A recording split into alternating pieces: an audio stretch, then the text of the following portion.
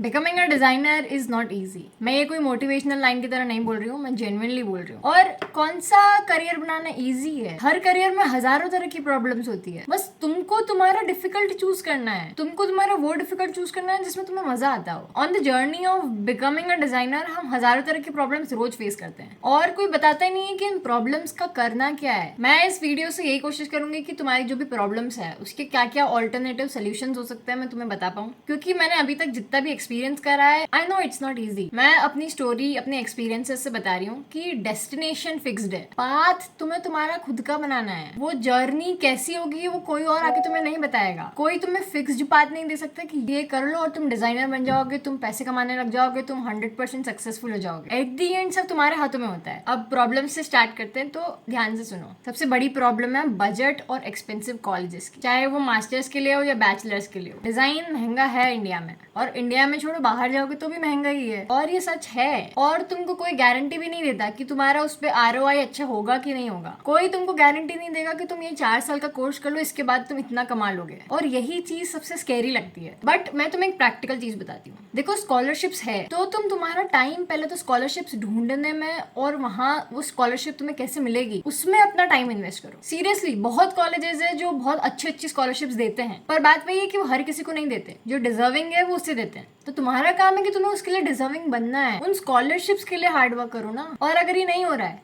तो फिर तुम वही कॉलेजेस चूज करो जो तुम्हारे बजट में फिट हो रहे हैं, क्योंकि मेरे ख्याल से कोई मतलब नहीं इतना बड़ा रिस्क लेने का, क्योंकि लेजिट फीस बहुत ज्यादा होती है। अगर तुम इतना बड़ा रिस्क ले सकते हो तो बहुत अच्छी बात है। अगर तुमको रिस्क नहीं लेना है तो जो बजट फ्रेंडली कॉलेजेस है वहां पर जाओ, और बाकी की मेहनत तुम खुद करो। उन कॉलेजेस के भरोसे मत रहो कि ये कॉलेज हमें अच्छी डिग्री देंगे, अच्छी पढ़ाई लिखाई देंगे, अच्छी जॉब्स देंगे, हमारा अच्छा पैकेज हो जाएगा। उनके भरोसे मत रहो। इसके लिए खुद मेहनत करो। तुम पैसा बचा रहे हो तो वहाँ मेहनत ज्यादा करो। मेहनत यूं भी ज्यादा करनी है। तुम ज्यादा अच्छे कॉलेज जाओ या एवरेज कॉलेज जाओ, मेहनत तो सेम ही करनी है। और एक चीज बताती हूँ, मैं अभी निफ्ट जाने वाली हूँ और मैंने अभी तक मेरी डिजाइन स्कूलिंग कंप्लीट करी भी नहीं है, बैचलर्स भी नहीं करा है। मुझे कोई ज्यादा सॉफ्टवेयर वगैरह नहीं आते हैं, फिर भी मैंने बस 4-5 महीने सिर्फ थोड़ी सी पढ़ाई करी, थोड़ा सा सॉफ्टवेयर सीखा। एक सॉफ्टवेयर आता है मुझे अभी तक, फोटोशॉप, थोड़ा बहुत वो सीखा हुआ है मैंने। और मुझे मेरा डिजाइन का पहला प्रोजेक्ट मिल गया था, और ऐसा भी नहीं छोटा मोटा था, 500,000 रुपए का। फर्स्ट प्रोजेक्ट के हिसाब से ठीक ठाक अमाउंट था। बात यही है कि कॉलेज तुम्हें डिजाइनर नहीं बना रहा है, तुमको खुद को डिजाइनर बनना है। कॉलेज सिर्फ एक हेल्पिंग हैंड है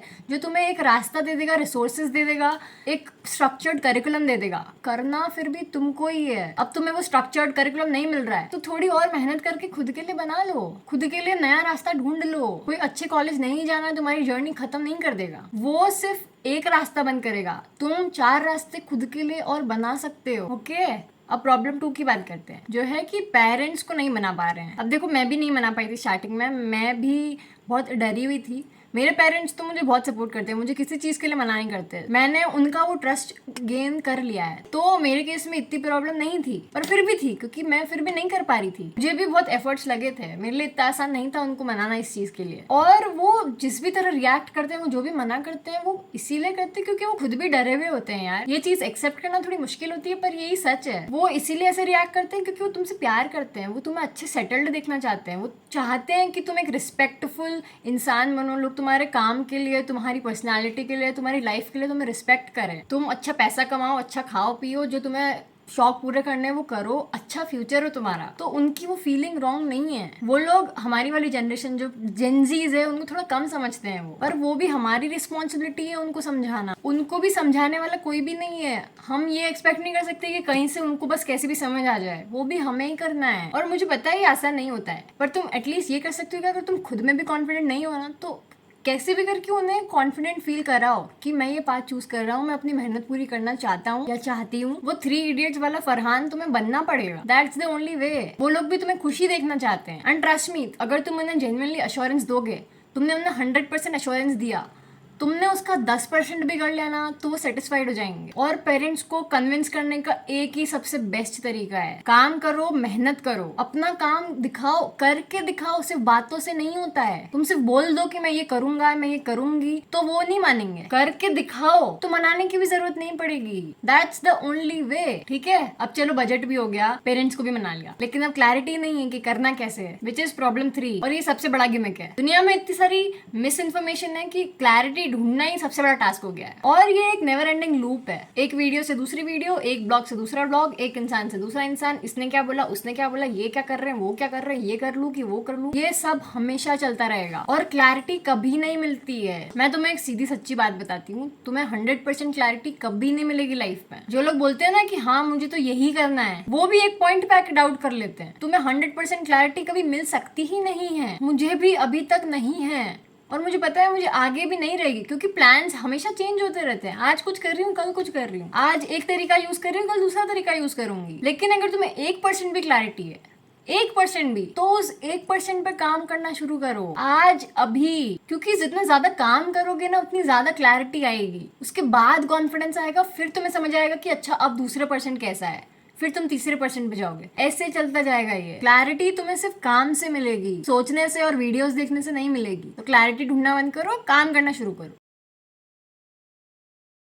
कपड़ा हटा वहां से, दिख रहे हैं साफ साफ। अब क्लैरिटी की भी बात हो गई, लेकिन अब गारंटी नहीं है कि सक्सेस मिलेगी या नहीं मिलेगी, और ये गारंटी तुम्हें कभी कोई दे भी नहीं सकता है। सक्सेस की गारंटी नहीं होती, सक्सेस बस मिल जाती है अगर तुम जेन्युइनली रोज अपना 100% दे रहे हो, 70% भी दे रहे हो, या 50% भी दे रहे हो, रोज कुछ कर रहे हो, रोज कुछ सीख रहे हो, तुम्हारे पास एक फिक्स्ड गोल है, तुम उसकी तरफ रोज थोड़ा थोड़ा काम कर रहे हो। ऐसा होएगा ही नहीं कि तुम वहां तक नहीं पहुंच पाओ। सिर्फ एक ही वजह है जिससे तुम वहां तक नहीं पहुंचोगे, वो तुम खुद, तुम्हारा आलस, क्या बोलना था मेरे को, और बस एक ही फैक्टर है जो तुम्हारे हाथ में नहीं है, वो है तुम्हारी किस्मत। अब ये मत बोलना कि मेरी तो किस्मत ही खराब है। तुम्हारी अगर किस्मत अच्छी भी है और तुम मेहनत नहीं कर रहे, काम नहीं कर रहे, तो अच्छी किस्मत भी कोई काम की नहीं है, और बुरी किस्मत अच्छी हो सकती है। हमेशा किस्मत खराब नहीं होती है, तुम्हारे दिमाग में है ये, तुम्हारी मेहनत में कमी है, किस्मत पे मत डालो। जब तक तुम मेहनत नहीं करोगे तुम्हें पता भी नहीं चलेगा किस्मत अच्छी थी कि नहीं थी। क्या पता तुम कम मेहनत में तुम्हारी किस्मत अच्छी हो और तुम अच्छा कर लो। मेहनत तो करो, तुम्हारी डायरेक्शन सही है, तुम्हारा इंटेंशन सही है, तो हो जाएगा भाई। और हो सकता है तुम डिजाइनर ना बनो, तुम कुछ और कर लो, लेकिन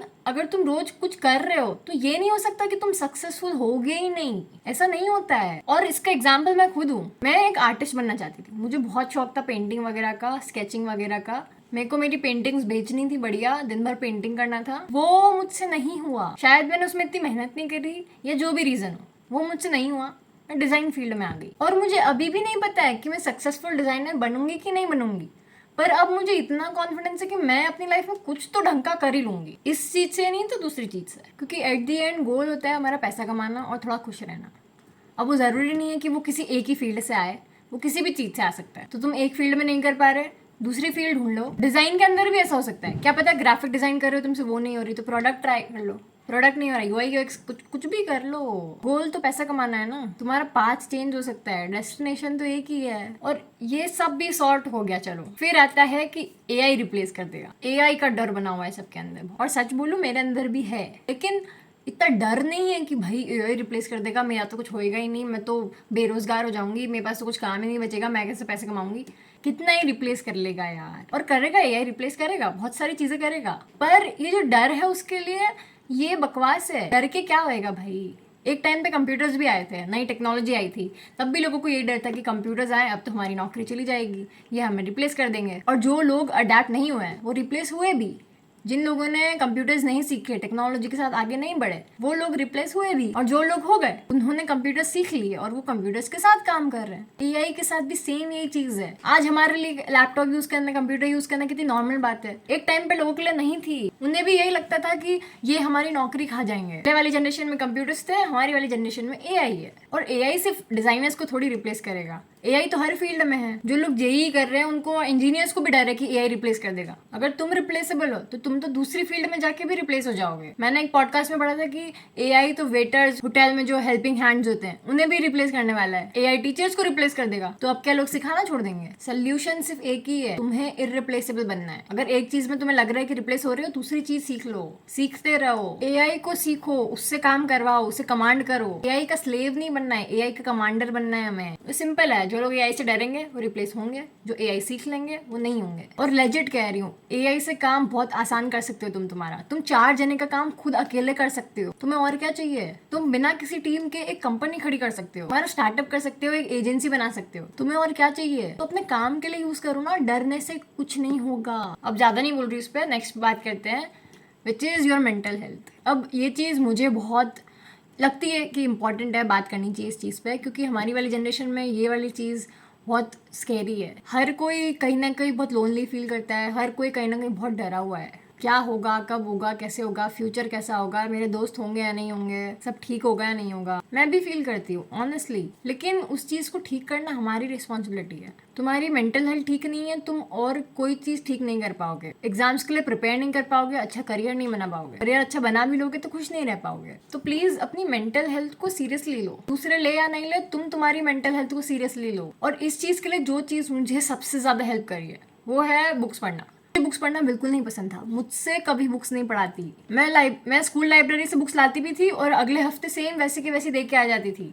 मुझसे 1-2 पेज भी नहीं पढ़ाते थे। मैंने जबरदस्ती जानबूझ के बुक्स पढ़नी स्टार्ट करी और उस चीज़ ने मुझे इतनी ज़्यादा हेल्प करी है ना, मैं बता नहीं सकती हूँ। मतलब सिर्फ एक 120 रुपए की मैंने बुक खरीदी थी और उस बुक ने मुझे ऐसा कि अलग लाइफ दे दी हो। बुक का नाम है the power of your subconscious mind bye Joseph Murphy. और जरूरी नहीं है तुम यही बुक पढ़ो, और भी बहुत सारी बुक्स है, साइकोलॉजी बुक्स है, सेल्फ हेल्प बुक्स है, ये वाली भी सेल्फ हेल्प बुक ही है। और मेरे को पता है बहुत लोगों ने और पढ़ी भी होगी, लेकिन सिर्फ पढ़ना नहीं है, उसमें जो पढ़ा है वो अप्लाई करो अपनी लाइफ में। भले ही एक बुक पढ़ो, एक बुक तुम्हारी लाइफ बदल सकती है, पर तुम सिर्फ पढ़ के मत छोड़ो, उसे पढ़ा है वो अपनी लाइफ में अप्लाई करो। एक बार, भले एक बार मत पढ़ो, उसमें अच्छी अच्छी चीज़ें जो तुमने पढ़ी है उसे हाईलाइट करो, उसे बार बार पढ़ो। तब तक पढ़ो जब तक तुम्हें लगे कि हाँ अब मैं ये चीज़ मानने लग गई हूँ, अब मेरी लाइफ बेटर हो रही है। और एक दिन में नहीं होगा। मुझे 6 महीने लगे, एक बुक पढ़ने में मुझे 6 महीने लगे हैं, शायद और ज़्यादा ही लगे हैं, पर हाँ इतना टाइम लगा है। पर अब ऐसा है कि अब मैं बहुत अच्छा फील करती हूँ। 6 महीने पहले जैसा फील करती थी उससे बहुत बेटर। और किसी भी एक इंसान से अपनी चीज़ें शेयर करो। तुम, होता है बहुत से कि तुम किसी भी इंसान को ट्रस्ट नहीं कर पाते हो, पर कोई एक तो होगा। अगर नहीं भी है तो ढूंढ लो, बना लो, किसी एक को कम भरोसा करके बना लो। पर जब चीज़ें बाहर निकालोगे ना, अपने अंदर से शेयर करोगे ना, तो चीज़ें आसान हो जाएगी। तुम्हें कोई वो नहीं है कि तुम सारी प्रॉब्लम्स खुद के माथे पे लेके ही चलते रहो हमेशा। बता दो किसी को तो उससे ही बहुत हेल्प हो जाएगी। तुम्हें लग रहा है कि कोई समझेगा नहीं, ठीक है मत समझने दो, तुम तुम्हारे अंदर से निकालो उसको। और बहुत अकेला अकेला मत रहो, सराउंडेड रहो लोगों से, बातें करते रहो, भले ही बकवास बातें करो पर बातें करते रहो। आई थिंक ये सब प्रॉब्लम्स है जो मैंने तो फेस करी है, और भी प्रॉब्लम्स है पर ये मेजर प्रॉब्लम्स थी जो मैंने अभी तक की जर्नी में फेस करी है। और मैंने उनके लिए क्या क्या किया मैंने वही थोड़ा बहुत बताया, तुम क्या कर सकते हो वो भी बताया। अब ये करना नहीं करना वो भी तुम्हारे ऊपर। ये वीडियो देख के छोड़ दो और ये सब चीज़ें अप्लाई नहीं करो तो कोई काम का नहीं है। हमारी डेस्टिनेशन फिक्स्ड है, हमारा पाथ अलग हो सकता है। ज़्यादा टेंशन मत लो, मेहनत करो, थोड़ा सा भगवान पे भरोसा रखो तो सब हो जाएगा। और तुम चाहे जो डिसीजन लो लाइफ में, तुम मेक श्योर करो कि वो डिसीजन तुम अच्छा बना के ही रहोगे, सही करके ही रहोगे। इस चीज में ईगो लेकर आओ थोड़ा कि नहीं करना है तो करना ही है, दैट्स इट। और कोई आके नहीं करेगा, सिर्फ तुम कर सकते हो, बस अभी के लिए काफी है। सी यू इन नेक्स्ट एपिसोड।